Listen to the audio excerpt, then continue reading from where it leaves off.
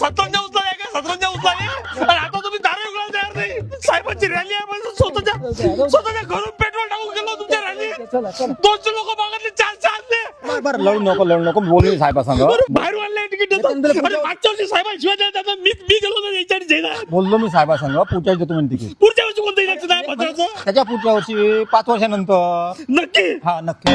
अरे साहेब आता कोण कापली याच्यावर माहिती तिला कुठ नाही तो आपला काय म्हणलं त्याला उभं राहू दे. पुढच्या वेळेला तू इकडे लक्ष देतो ना मी. तुम्ही म्हटलोच ना पुढच्या वर्षी देतो म्हणून तुले.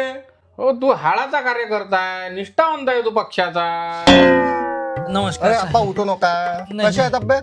मस्त जा ना बाबू पाणी आणा साहेबासाठी. बाबा सांगत होते आपल्या पक्षाचे निष्ठावंत कार्यकर्ते आहे म्हणे त्याच्या भेटीला जास लागते. मीटिंग सोडून तुम्हाला भेटीला आलो म्हटलं. नाही बाबा तुमच्या घराचा खरंच उपकार आहे. मी काय म्हणतो साहेब ते तिकीटचं बोललो होतो मी. अरे तिकीट नक्की आहे ना हो तुम्हाला यावेळेला.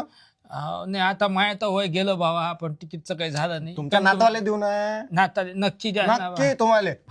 धन्यवाद बाबा. जाऊ द्या हे फळ खा तुम्ही. काय होय केळं.